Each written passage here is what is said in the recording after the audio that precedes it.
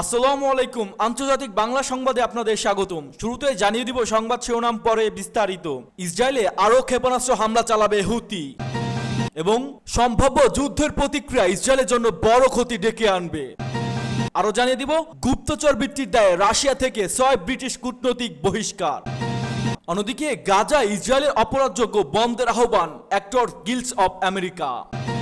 এবং সবশেষ জানিয়ে দিব স্বাধীনতা চেতনা দেশগুলোর নয়া বিশ্ব ব্যবস্থা সাফল্য অর্জন করেছে ইরান। এতক্ষণ দেখছিলেন সংবাদ শিরোনাম, এবার বিস্তারিত। তার আগে আপনি আমাদের ভিডিওটি কোন জেলা থেকে দেখছেন অবশ্যই কমেন্ট করে জানিয়ে দিবেন এবং আমাদের সাথে থাকার জন্য চ্যানেলটি সাবস্ক্রাইব করে দিবেন।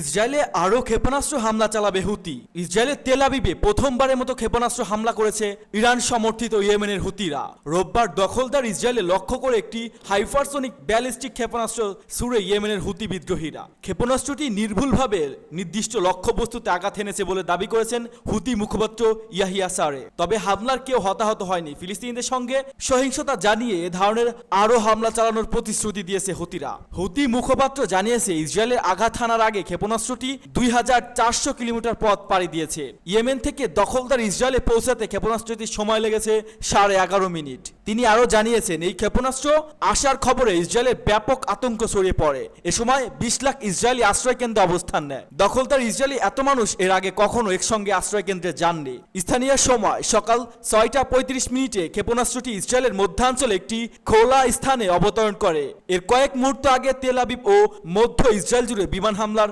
সাইরেন বেজে ওঠে। রয়টার্সের মধ্যে ইসরায়েলের একটি খোলা মাঠে ধোঁয়া উঠতে দেখা গেছে। তবে ক্ষেপণাস্ত্র বা ইন্টারসেপ্টের ধ্বংসাবশেষের কারণে এই আগুনে সূত্রপাত হয়েছিল কিনা তা তাৎক্ষণিকভাবে নিশ্চিত করতে পারেনি। হিজবুল্লাহর কড়া হুঁশিয়ারি, সম্ভাব্য যুদ্ধের প্রক্রিয়া ইসরায়েলের জন্য বড় ক্ষতি ডেকে আনবে। লেবাননে ইসলামী প্রতিরোধ আন্দোলন হিজবুল্লাহর উপ মহাসচিব শেখ নাইম কাশেম হুঁশিয়ারি উচ্চারণ করে বলেছেন, লেবাননের বিরুদ্ধে ইসরায়েলের আরেকটি সম্ভাব্য যুদ্ধের প্রতিক্রিয়া দখলদারদের জন্য বড় ক্ষতি ডেকে আনবে। গতকাল রাজধানী বৈরুতে এক ভাষণে শেখ নাইম কাশেম এ মন্তব্য করেন। তিনি বলেন, আমাদের যুদ্ধে যাওয়ার কোনো ইচ্ছে নেই, কারণ আমরা মনে করি যে এটা শুভ হবে না। তবে ইসরায়েল যদি যুদ্ধ শুরু করে আমরা তার মুখোমুখি হব। শেখ নাইম আরো বলেন, হিজবুল্লাহর প্রতিশোধের কারণে ইসরায়েলের ভেতরেও লাখ লাখ হুতি বসতি স্থাপনকারী বাস্তুচ্যুত হবে, তারা নিরাপদে থাকবে না। গত 7 অক্টোবর গাজা উপত্যকায় গণহত্যামূলক যুদ্ধ শুরু করার পর লেবাননের বিরুদ্ধে দখলদার সেনারা প্রায় প্রতিদিন হামলা চালাচ্ছে। হিজবুল্লাহ ও ইসরায়েলের বিরুদ্ধে প্রতিশোধমূলক পদক্ষেপ নিচ্ছে। হিজবুল্লাহ বলেছে, গাজায় ইসরায়েলি আগ্রাসন বন্ধ না হওয়া পর্যন্ত তাদের হামলা থামবে না। সংগঠনটি প্রতিশোধমূলক হামলা এ পর্যন্ত অন্তত 50 জন ইসরায়েলি সেনা ও অবৈধ বসতি স্থাপনকারী নিহত হয়েছে। রাশিয়া থেকে পশ্চিম গুপ্তচর বহিষ্কারের নতুন পর্যায়। গুপ্তচর বৃত্তির দায়ে রাশিয়া থেকে 6 ব্রিটিশ কূটনৈতিক বহিষ্কার। পার্স টুডে রাশিয়া তার বিরুদ্ধে গুপ্তচর বৃত্তির দায়ে 6 জন ব্রিটিশ কূটনৈতিককে বহিষ্কার করেছেন। রাশিয়ার পররাষ্ট্র মন্ত্রণালয় এই কূটনীতিকদের স্বীকৃতি বাতিল করার কথাও ঘোষণা করেছে। রুশ পররাষ্ট্র মন্ত্রণালয়ের মুখপাত্র মারিয়া জাখারোভা বলেছেন, তার দেশ থেকে কোনোভাবে ব্রিটিশ গোয়েন্দা সংস্থা কর্মকর্তাদের গোপন তৎপরতা সহ্য করবে না। তিনি মস্কোর বিরুদ্ধে অগঠনমূলক ও শত্রুতামূলক তৎপরতা বন্ধ করতে ব্রিটেনের প্রতি আহ্বান জানান। এ ধরনের তৎপরতার বিরুদ্ধে রাশিয়ার উপরি হুঁশিয়ারি কথা স্মরণ করিয়ে দিয়ে জাখারোভা বলেন, লন্ডনের যে কোনো ধরনের অবৈধ শুল্ক ও তৎপরতা কঠোরভাবে জবাব দেবে মস্কো। রাশিয়ার পররাষ্ট্র মন্ত্রণালয়ের মুখপাত্র আরও বলেছেন, ব্রিটিশ দূতাবাস কূটনৈতিক সম্পর্কের ক্ষেত্রে ভিয়েনা কনভেনশনে নির্ধারিত সীমাবদ্ধতা অনেক বেশি মাত্রায় লঙ্ঘন করেছে। রাশিয়ার ফেডারেল সিকিউরিটি সার্ভিস একটি বিবৃতি জারি করে ঘোষণা করেছে যে এটি এমন একটি দলিলপত্র পেয়েছে যেখানে মস্কোর বিরুদ্ধে আন্তর্জাতিক সামরিক ও রাজনৈতিক পরিস্থিতি জোরদারের জন্য লন্ডনের সমন্বয়ের ভূমিকা দেখা গেছে। এর আগে মে মাসে ব্রিটিশ সরকার ইউরোপ জুড়ে রাশিয়ার ক্রমবর্ধমান হুমকির অজুহাতে লন্ডনের মস্কো সামরিক অ্যাটাশকে নির্বাসিত করেছিল এবং দেশটির বিরুদ্ধে নতুন নিষেধাজ্ঞা পাশ করেছিল। এর আগে মে মাসে ব্রিটিশ সরকার ইউরোপ জুড়ে রাশিয়ার ক্রমবর্ধমান হুমকি অজুহাতে লন্ডনে মস্কোর সামরিক অ্যাটাশেকে বহিষ্কার করেছিল এবং দেশটির বিরুদ্ধে নতুন কিছু নিষেধাজ্ঞা আরোপ করেছিল। গতকাল মার্কিন বিচার বিভাগও দেশটির কৃষ্ণাঙ্গনে অধিকার বিষয়ে 4 কর্মীকে অপরাধী ঘোষণা করে তাদের বিরুদ্ধে রাশিয়ার পক্ষে গুপ্তচর বৃত্তি অভিযোগ এনেছে। এইসব পদক্ষেপে এমন সময় নেওয়া হলো যখন রাশিয়ার বিরুদ্ধে পশ্চিমাদের দেওয়া ক্ষেপণাস্ত্র ব্যবহার করতে ইউক্রেনকে অনুমতি দেওয়ার বিষয়ে কথা বলতে ব্রিটিশ প্রধানমন্ত্রী কিয়ার স্টারমার ওয়াশিংটনে যাচ্ছেন। গাজায় ইসরায়েলের অপরাধযোগ্য বন্ধে আহ্বান অ্যাক্টর্স গিল্ড অব আমেরিকা।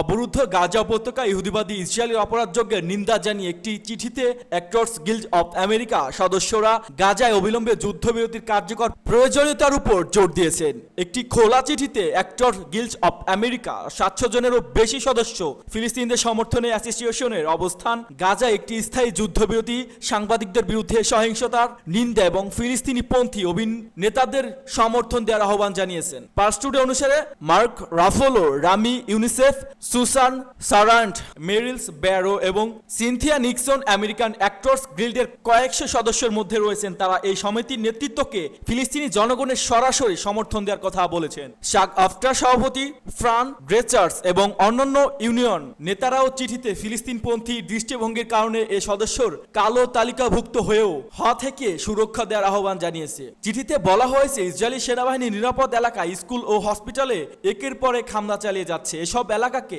আন্তর্জাতিক মানবাধিকার সংগঠনমূলক যুদ্ধাপরাধ হিসেবে বর্ণনা করেছে। এই চিঠির আরেকটি অংশ ইসরায়েলি শাসক গোষ্ঠী ধারা কয়েক দশক ধরে ফিলিস্তিনি ভূমি জবর দখল করে রাখা সহ ফিলিস্তিনদের প্রতি মানবাধিকার সুস্পষ্ট লঙ্ঘনের বিরুদ্ধে অভিনেতা সমিতির নীরবতার সমালোচনা করা হয়েছে। গত 7 অক্টোবর থেকে পশ্চিম দেশগুলোর পূর্ণ সমর্থন নিয়ে ইসরায়েলি শাসক গোষ্ঠী ফিলিস্তিনি নিরস্ত্র ও নিপীড়িত জনগণের বিরুদ্ধে গাজা উপত্যকায় গণহত্যা চালিয়ে যাচ্ছে। সর্বশেষ প্রতিবেদন অনুযায়ী গাজা ইসরায়েলি আগ্রাসনে 41,000-এরও বেশি ফিলিস্তিনি শহীদ হয়েছেন এবং 95,000-এরও বেশি আহত হয়েছেন। ব্রিটিশ উপনিবেশিক শক্তির পরিকল্পনা অনুযায়ী 1917 সালে ইসরায়েলি রাষ্ট্রের প্রস্তাব পেশ করা হয়েছিল এবং এ লক্ষ্যে বিভিন্ন দেশ থেকে ইহুদিদেরকে এনে ফিলিস্তিনি ভূমিতে জড়ো করা হয়েছিল। এরপর 1948 সালে আনুষ্ঠানিকভাবে ইসরায়েল রাষ্ট্রের অস্তিত্ব ঘোষণা করা হয়। তারপর থেকে ফিলিস্তিনি জনগণের উপর গণহত্যা এবং তাদের সমগ্র ভূমি দখলের প্রক্রিয়া অব্যাহত রয়েছে। এর কারণে ইরানের নেতৃত্ব বেশ কয়েকটি দেশ ইসরায়েলে বিলুপ্ত এবং ইহুদিদেরকে যে যার দেশে ফিরে যাওয়ার উপর গুরুত্বারোপ করেছেন। স্বাধীনতা চেতনা দেশগুলো নয়া বিশ্ব ব্যবস্থা সাফল্য অর্জন করেছে ইরান। পার্স টুডে ইরানের জাতীয় নিরাপত্তা পরিষদে সচিব আলী আকবর আহমাদিয়ান বিশ্বের মার্কিন নীতির ব্যর্থতার কথা তুলে ধরে বলেছেন, বিশ্বের কোনো অংশেই আমেরিকার কোনো অর্জন নেই। স্বাধীনতা চেতনা দেশগুলো অংশগ্রহণের নয়া বিশ্ব ব্যবস্থা সাফল্য দিকে এগিয়ে যাচ্ছে।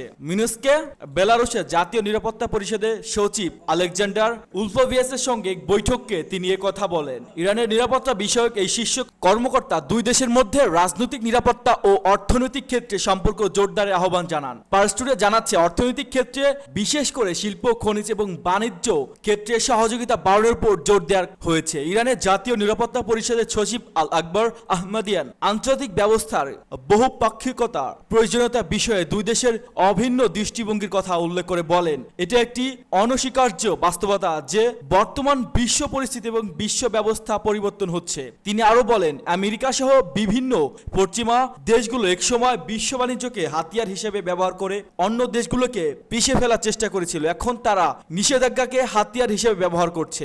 ইরানের জাতীয় নিরাপত্তা পরিষদের সচিব বলেন, ব্রিক্স এবং সাংহাই সহযোগিতা সংস্থা এ ধরনের সংগঠন ও প্রতিষ্ঠানগুলো নতুন বিশ্ব ব্যবস্থা গুরুত্বপূর্ণ ভূমিকা পালন করছে। বিশ্ব আর পেছনে ফিরে যাবে না বলে তিনি মন্তব্য করেন। তিনি পশ্চিম এশিয়া অঞ্চলে উন্নয়ন অগ্রগতির দিকে ইঙ্গিত করে বলেন, ইহুদিবাদী ইসরায়েল এরই মধ্যে পরাজিত হয়েছে। এই বৈঠকে বেলারুশ নিরাপত্তা পরিষদ সচিব বহুপাক্ষিক বিশ্ব ব্যবস্থা গড়ে ওঠার বিষয়ে ইরানি কর্মকর্তার বক্তব্যের সত্যতা স্বীকার করে বলেন, এই ইস্যুতে তেহরান ও মিনস্ক একটি দৃষ্টিভঙ্গি পোষণ করেছে। উভয় দেশের পক্ষ থেকে এ ব্যাপারে দৃঢ় পদক্ষেপ নেওয়া হচ্ছে বলে তিনি জানান।